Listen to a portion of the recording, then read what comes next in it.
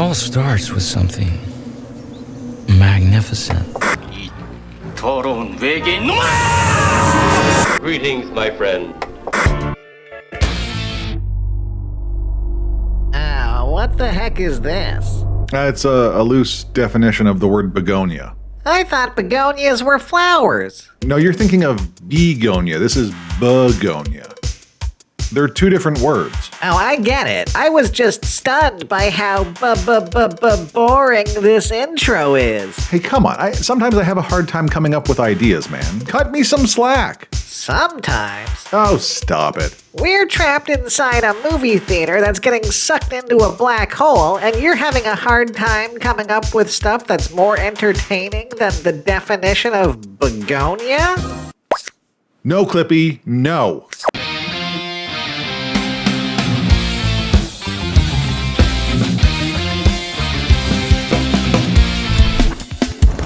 I'm supposed to believe you're a 45-year-old woman?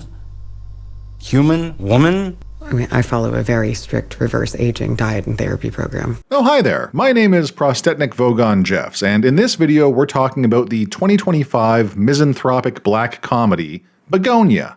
Directed by Yorgos Lanthimos, from a screenplay by Will Tracy, Bugonia is a remake of a 2003 South Korean film called Save the Green Planet. It stars Emma Stone, Jesse Plemons, Aidan Delbise, Stavros Halkias, and Alicia Silverstone. Jang Joon-hwan, the director of Save the Green Planet, was originally attached to direct Tracy's adaptation, but had to step aside due to health concerns, which I believe is movie industry speak for, what the f*** have you done to my movie? I'm just joking. It's not a terrible adaptation. Okay, here we go. Alright, Teddy and Dawn are beekeeping conspiracy theorists, and Michelle is the CEO of Oxolith, a pharmaceutical corporation. Teddy and Dawn prepare themselves. They train day in, day out, purchasing supplies and discussing their upcoming shenanigans. What if someone finds out about what we're doing? They won't. No one on Earth gives a single f about us. You see, the bees are dying, and Teddy believes that this, along with a bunch of other shit, is a result of the malevolent actions of an alien species that runs Earth. Dawn is Teddy's autistic cousin, and pretty much goes along with whatever his cousin says. He is the Lenny to Teddy's George. He reluctantly goes along with Teddy's plan despite a lack of confidence. He even lets Teddy chemically castrate him in aid of the mission. We have to clear our heads of all psychic compulsions, okay?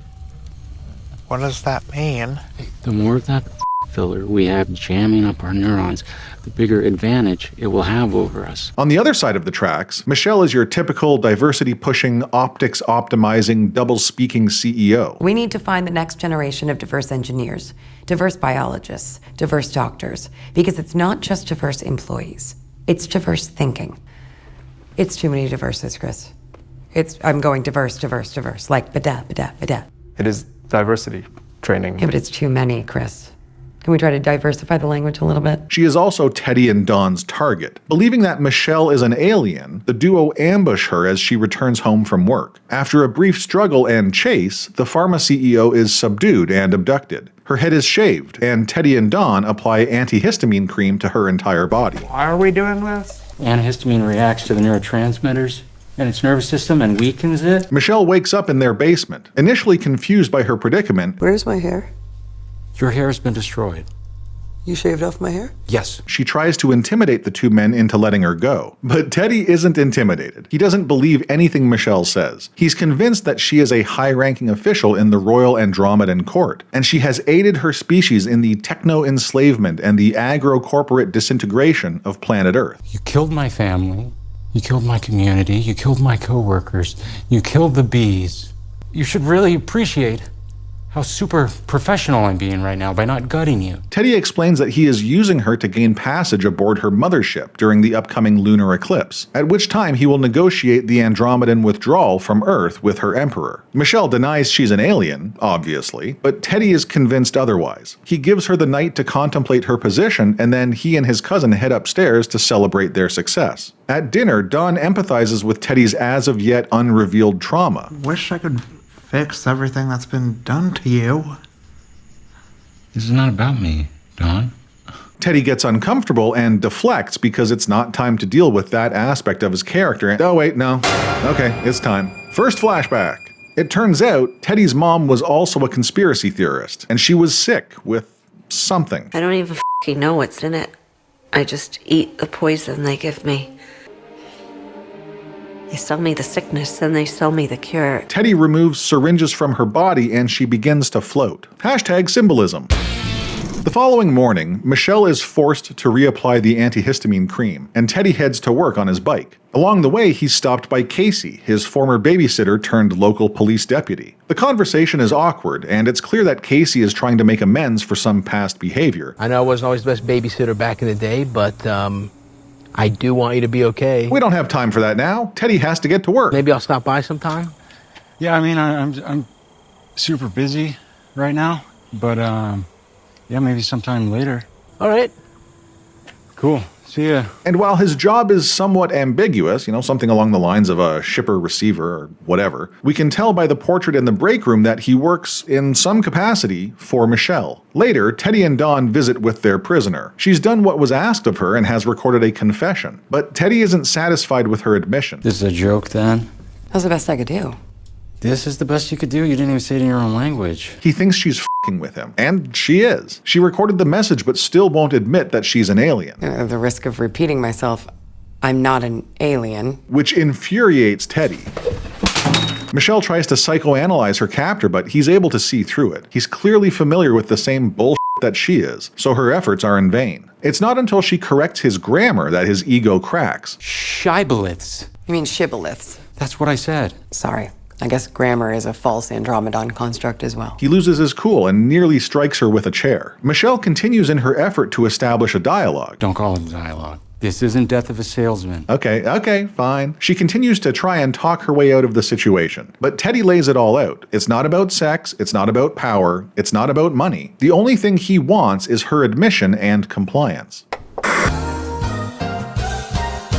Normally, this is the part of the video where I would ask you to like, subscribe, and share, but not this time. No, I'm not gonna do it. Damn it, man, just hit the buttons!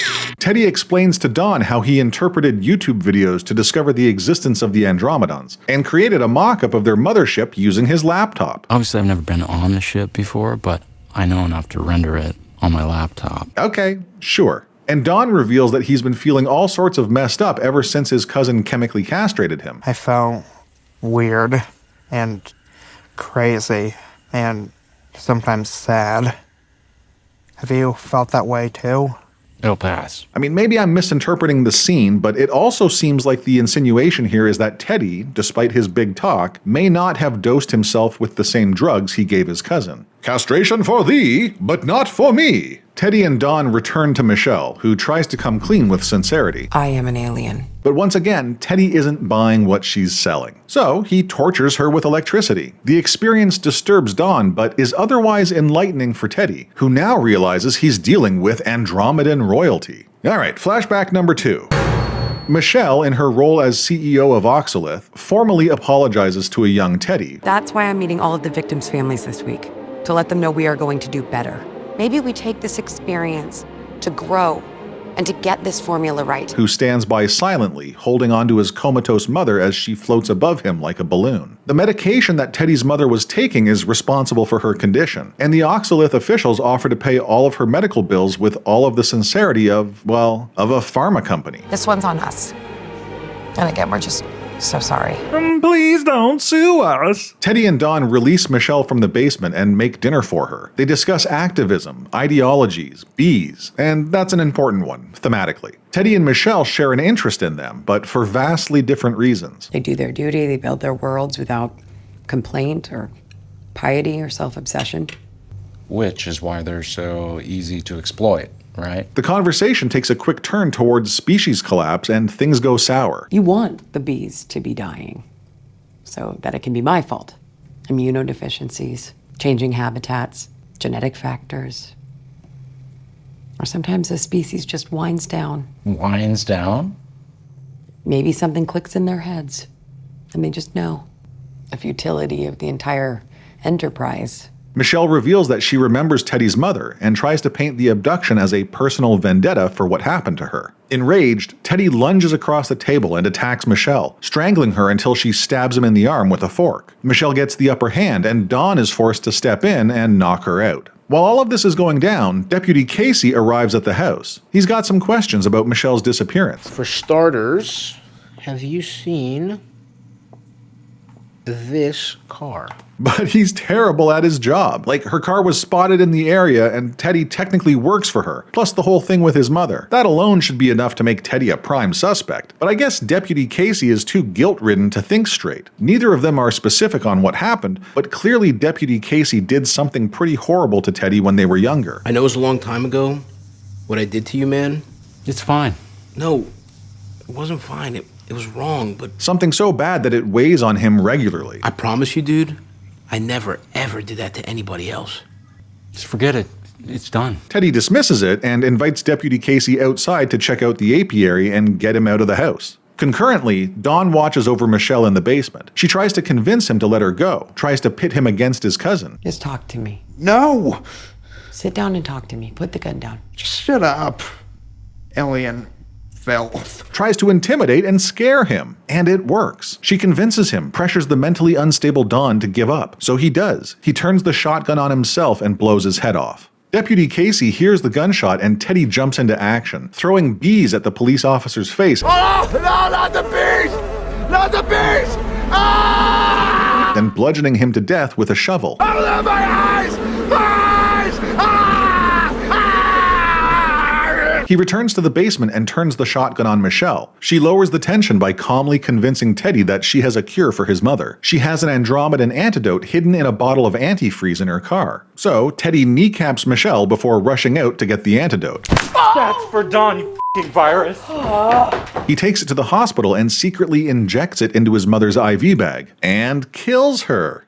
Duh. It's antifreeze, not an antidote, dummy. While Teddy is off killing his mother, Michelle manages to unlock her shackles. But instead of bolting for the exit, she decides to root around the basement and stumbles upon a secret room full of pickled body parts and disturbing photos and research notes. Turns out, Michelle wasn't the first person Teddy suspected of being an alien. Let's all go to the lobby to get ourselves a treat.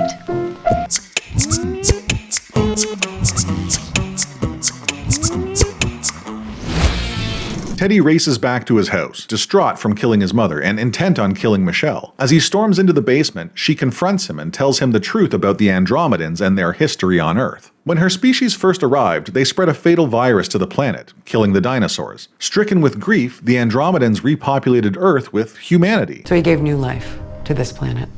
Life resembling us. Blah, blah, blah, Atlantis, blah, blah, blah, thermonuclear war, blah. The gist of all this being that humans were created in the image of the Andromedans, and they've spent thousands of years trying to make them not act like a bunch of dicks. Michelle's oxolith experiments were a part of this master plan. The experiments your mother was a part of. She was chosen because she was weak.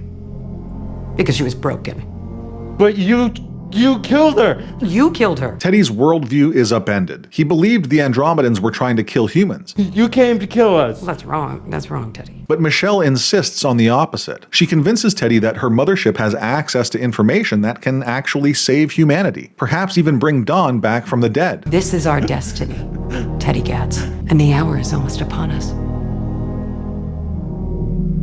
Yay! Now, it's worth noting that, as a viewer, it's still unknown whether Michelle is telling the truth or just making all of this up to manipulate Teddy. Unless, of course, you've seen Save the Green Planet, or have a decent intuition about movie plots, or, you know, you were paying attention to the movie's emphasis on bees and how that might play out as a metaphor. Know what I mean? Anyway, Teddy and Michelle return to Oxolith in order to make contact with her mothership. She agrees to take Teddy with her to speak with the Emperor, and as they barricade themselves within Michelle's office, Teddy reveals that he's wearing a bomb vest. That was smart. That was very smart, and the Emperor will admire your intelligence. And Michelle reveals that they're going to travel to the mothership by way of a closet controlled by a calculator. Ready? Teddy steps into the closet and closes the door. As Michelle cautiously steps away from the closet, she hits the last key on her calculator and Teddy's bomb vest detonates. His His severed head shoots from the closet, knocking her out in the process. She regains consciousness in an ambulance several blocks away and immediately gets up and leaves. She hobbles back to her office, enters the closet, and is transported to the Andromedan mothership. So Teddy was right. Apparently, she is the leader of the Andromedans, a diverse and hairy species from our neighboring galaxy. After consulting with her fellow Andromedans, they decide that the human experiment on Earth is a failure. Michelle, or whatever the her actual name is, approaches a flat Earth covered in a half-sphere bubble and pops it. Back on Earth, every human is now dead. But the bees are fine. The end.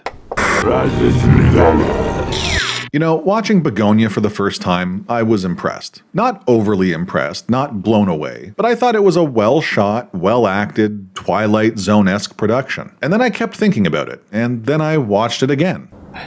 And again. Before I dig into the negatives, let's talk about the positives. The cinematography is fantastic. Excellent shot composition, vivid colors, and a satisfying visual experience overall. Likewise, the performances from Stone and Plemons are pretty darn good. I wouldn't say it's either of them at their best. Sorry, that was the best I could do. But both are fun to watch. I'm 50-50 on Emma Stone in most movies. It's hit or miss. But she does a great job in this one. Plemons, on the other hand, has been so consistently good in his roles that this actually feels like a slightly weaker performance than normal. But it's still compelling. And I was impressed with newcomer Aiden Delbise until I watched some interviews after the fact. I mean, come on. Dude is barely acting. That's pretty much how he is in real life. There's no way for me to say this without sounding like a dick, which is fine, you know, whatever. I'm the asshole. But Aiden was acting in much the same way someone like Vin Diesel acts. Yeah, I know. Sorry. In much the same way that Paris Hilton or Jaden Smith act. Acting, motherfucker. Now, one thing I absolutely loved were the black and white flashback sequences. The symbolism of Teddy's mother being stuck with needles and floating away. I mean, that was tight shit. Very well executed. Other than that, there isn't much about Bugonia that deserves wild praise. It's fine. It's okay. The audio cues are a little odd and the soundtrack doesn't seem to fit, but those are relatively minor nitpicks that are more subjective than objective, I suppose. Let's just unpack the problem here. Unpack. Wow, heady shit. Sure, let's unpack the old fact bag, shall we? What really bothers me about this movie is the tone and subject matter. Save the Green Planet was at least wacky and fun. This version is dour and depressing. There's some good dry humor scattered throughout the film, but most of the time it feels too serious and too much like modern Hollywood. I hear where you're coming from. I do. And I respectfully disagree. On which part? It's yet another movie obsessed with self-flagellation, obsessed with dumping on humanity. We're irredeemable, we're all a bunch of idiots. Why is everyone so fucking stupid? Which, you know, okay, listen, I get it. There are a lot of irredeemable idiots out there. I dropped a Cabin Boy video 2 weeks ago, and there were people getting upset with me because I called Death to Smoochie a terrible movie. What? And said that I had more fun with Cabin Boy. And I've experienced social media. I've shopped at Walmart. Trust me, I'm well aware of the preponderance of stupidity on planet Earth. I'm just so sick of movies that think being a misanthrope is super edgy. I've had enough of the hypocrisy of affluent creatives dumping on the utter awfulness of humanity. It's the superhero fatigue of uber-liberal environmentalism. And I wonder how much damage your shitty production did to the environment in aid of creating your barely comprehensible art school ethics lecture. Dick. Thankfully, Bugonia isn't exclusively about humans being complete garbage. Well, it is, but there's a bit of variety to it. Look, I know you sent the email already, but I need you to let everyone know that they are free to leave at 5:30 from now on, starting today. But do it in a way that's, what we talked about. We need to send the message that we have a new culture here now. No one is going to be overworked like in the past. No more unpleasant incidents. But, of course, it's not compulsory. And obviously, if people still have work to do, they should absolutely stay and continue to work. But it's not strictly enforced. Although, we still do want to meet quotas. Just remembering, we are running a business here, so let your conscience guide you kind of thing. Yeah? Good? The film takes aim at corporate hypocrisy, pharmaceutical malpractice, flat earth conspiracy theorists, incompetent law enforcement, and the vanity of shoulder-padding protests. The activism thing. 99.9% of what's called activism is really personal exhibitionism and brand maintenance in disguise. Okay.